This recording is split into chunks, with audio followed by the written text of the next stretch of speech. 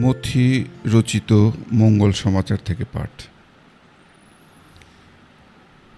সেই দিন সেই 5,000 লোককে খাওয়ানোর পর যিশু তখনই তার শিষ্যদের নৌকোয় চাপিয়ে দিয়ে নির্দেশ দিলেন যে তারা যেন তার আগেই সাগরের ওপারে চলে যান। এর মধ্যে তিনি নিজেই লোকদের বিদায় দেবেন।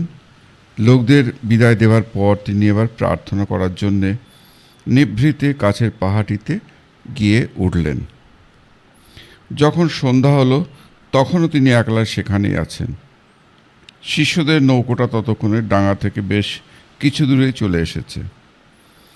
ঢেউয়ের দাপটে নৌকোটা তখন সঙ্গীন অবস্থা, কেননা বাতাস উল্টো দিক থেকে বইছে। তারপর রাত যখন 4 প্রহর, যিশু তখন সাগরের ওপর দিয়ে হেঁটে তাদের কাছে গেলেন।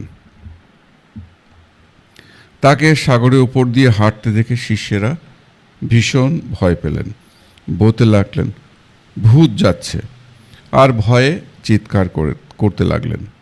কিন্তু যিশু তখনই কথা বলতে শুরু করলেন। তিনি তাদের বললেন, সাহস হারিও না, এই তো আমি, কোনো ভয় নেই তোমাদের। তখন পিতর বলে উঠলেন, প্রভু, যদি আপনি হন তাহলে আমাকে জলের ওপর দিয়ে আপনার কাছে যাবার আদেশ দিন। তিনি বললেন, চলে এসো। পিতর তখন নৌকো থেকে নেমে জলের উপর দিয়ে হেঁটে যিশুর দিকে এগিয়ে গেলেন। কিন্তু বাতাসের জোর দেখে মাঝপথে তিনি ভয় পেলেন। সেই সময় তিনি ডুবে যেতে লাগলেন। তাই তিনি চিৎকার করে বলে উঠলেন, প্রভু, আমাকে বাঁচান। আর তখনই যিশু তাকে হাত বাড়িয়ে ধরে ফেললেন, বললেন, এত অল্প তোমার বিশ্বাস, কেনই বা সন্দেহ করলে তুমি? তারপর তারা দুজনে নৌকোয় উঠলেন, আর সঙ্গে সঙ্গেই বাতাস থেমে গেল। যারা নৌকোয় ছিলেন তারা তখন তার পায়ে লুটিয়ে পড়ে তাকে বললেন, হ্যাঁ, সত্যিই আপনি ঈশ্বরের পুত্র। আজকে আমরা শাস্ত্রপাঠের যে বিষয় শুনেছি, আমাদের জীবনে বিভিন্ন ধরনের ঝড় আসে। সেই ঝড় যখন আসে তখন যেন আমরা যিশুর দিকে তাকাই।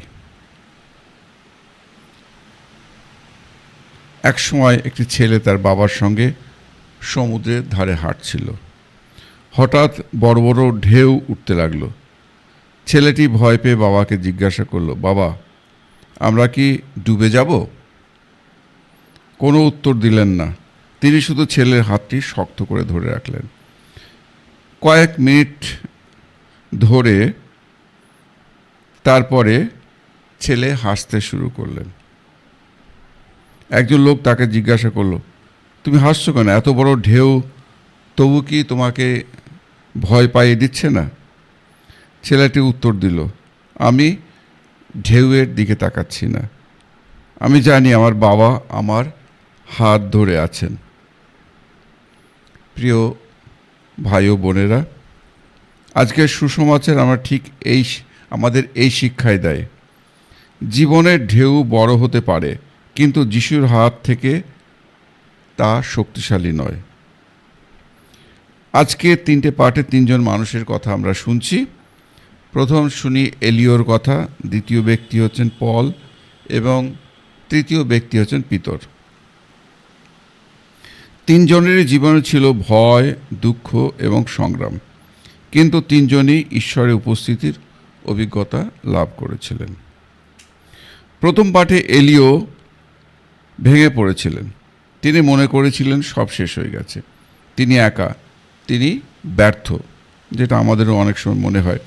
কিন্তু ঈশ্বর তাকে শেখালেন যে তিনি সবসময় ঝড়, আগুন বা ভূমিকম্পের মধ্যে কথা বলেন না, তিনি কথা বলেন এক কোমল নীরব স্বরে।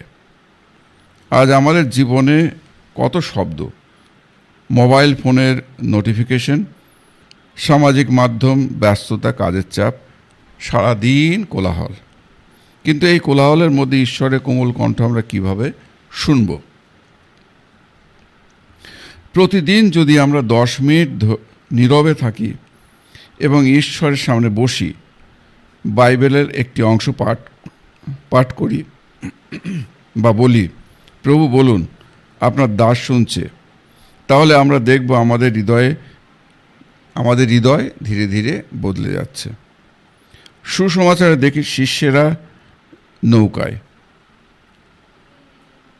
যিশু তাদের সঙ্গে নেই। রাত গভীর, প্রবল ঝড়, তারা প্রাণপণে নৌকা চালাচ্ছে। ঠিক তখনই যিশু জলের ওপর দিয়ে তাদের কাছে আসছেন। এখানে একটা সুন্দর শিক্ষা আমরা পাই, সেটা হচ্ছে কখনো কখনো আমরা ভাবি যিশু আমাদের ছেড়ে চলে গেছেন, কারণ আমরা তাকে দেখতে পাই না। কিন্তু সত্য হলো, আমরা তাকে না দেখলেও তিনি আমাদের দিকে এগিয়ে আসেন, তিনি আমাদের সঙ্গে থাকেন। শিষ্যরা তাকে চিনতে পারেনি, তারা ভয় পেয়ে বলল, এ তো ভূত।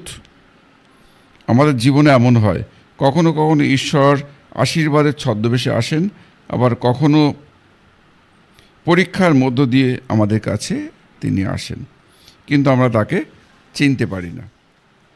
কিন্তু যিশু কি বলেন? যিশু বলেন, সাহস রাখো, আমি তোমাদের সঙ্গে রয়েছি, ভয় পেও না। বাইবেলে ভয় পেও না কথাটি বারবার বলা হয়েছে, অনেক জায়গায় বলা হয়েছে, কারণ ভয় মানুষের হৃদয়কে বন্ধ করে দেয়, কিন্তু বিশ্বাস মানুষের হৃদয়কে উন্মুক্ত করে। পিতর, প্রভু যদি আপনি হন তবে আমাকে আসতে বলুন। পিতর এই কথা বললেন। যিশু শুধু একটা শব্দ ব্যবহার করলেন। কি বললেন? তিনি বললেন, এসো। এই এসো শব্দটি আজ আমাদের প্রত্যেকের জন্য। যারা প্রার্থনা ছেড়ে দিয়েছে, প্রভু তাদের বলছেন এসো। যারা পাপের বোঝায় ক্লান্ত, প্রভু তাদের বলছেন এসো। যারা হতাশা, প্রভু তাদের বলছেন এসো। কোথায় আসবে? আমার কাছে এসো। যারা মনে করছে আমাদের জীবন আর বদলাবে না, যিশু তাদের বলছেন এসো। পিতর যখন নৌকো থেকে নামলেন, তিনি জলের উপরে হাঁটলেন, কিন্তু তিনি যখন ঢেউয়ের দিকে তাকালেন, তখন তিনি ডুবতে শুরু করলেন। এটা হচ্ছে এক ধরনের আমাদের জীবনের আয়না। যখনই আমরা শুধু সমস্যা দেখি, তখন ভয় পাই, শুধু সমস্যা দেখি আমরা। যখন শুধু রোগ দেখি, তখন আশা হারাই। যখন শুধু অর্থের অভাব দেখি, তখন আমরা কি হই? হতাশ হয়ে যাই, নিরাশ হয়ে যাই। যখন শুধু মানুষের সমালোচনা শুনি, তখন ভেঙে পড়ি। কিন্তু যখন যিশুর দিকে তাকাই, তখন এই সমস্যার মধ্যে আমরা নতুন কি পাই? সাহস পাই। প্রভু আমাদের সাহস দিয়ে থাকেন। পিতরের সবচেয়ে সুন্দর প্রার্থনা ছিল মাত্র 3টি শব্দ, প্রভু আমাকে রক্ষা করুন। ছোট্ট প্রার্থনা, প্রভু আমি ডুবে যাচ্ছি, আমাকে বাঁচান, আমাকে রক্ষা করুন। এই কয়েকটা শব্দ ছিল। কি ছোট প্রার্থনা, কি কত শক্তিশালী প্রার্থনা। অনেক সময় ভাবি যে বড় প্রার্থনা করলেই ঈশ্বর শুনবেন না। আন্তরিক হৃদয় নিয়ে যখন আমরা প্রার্থনা করি, তখন কি করে? তিনি আমাদের প্রার্থনা শোনেন, এবং সেটাই আমাদের জন্য ঈশ্বরের কাছে মূল্যবান হয়ে ওঠে, এবং সেই প্রার্থনার উত্তর আমরা পেয়ে থাকি। সাধু পল তিনি কি করছেন? তিনি কাঁদছেন। তখনকার দিনে সেই মানুষদের জন্য তিনি কাঁদাকাটি করছেন। একজন সত্যিকারের বিশ্বাসী হৃদয় শুধু নিজের জন্য নয়, অন্যদের জন্য জায়গা থাকে।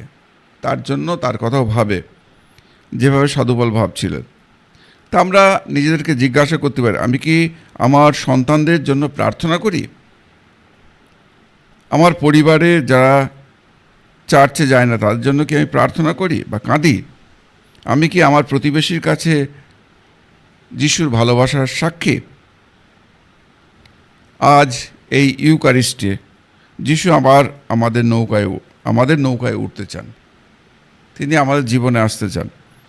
তিনি আমাদের সবাইকে ঝড় মুক্ত করবেন, সেই প্রতিশ্রুতি দিচ্ছেন না। কি প্রতিশ্রুতি দিচ্ছেন? আমি তোমার সঙ্গে আছি। প্রভু আমাদের সঙ্গে আছেন। এই প্রতিশ্রুতি একজন খ্রিস্ট বিশ্বাসীর সবচেয়ে বড় শক্তি। আজ আমরা যখন ঘরে ফিরে যাব, 3টে সংকল্প আমরা করি। প্রথম হচ্ছে, প্রতিদিন অন্তত 10 মিনিট আমরা নীরবে প্রার্থনা করব, প্রভুর সামনে বসব। দ্বিতীয়, সমস্যা নয়, যিশুর দিকে বেশি তাকাবো, যিশুর দিকে তাকাবো, সমস্যার দিকে আমরা তাকাবো না। আর তৃতীয় হচ্ছে, প্রতিদিন অন্তত একজন মানুষের জন্য প্রার্থনা করব, যাতে সেও যিশুকে জানতে পারে। এটা হোক আমাদের প্রতিদিনের প্রার্থনা, এই তিনটে বিষয়।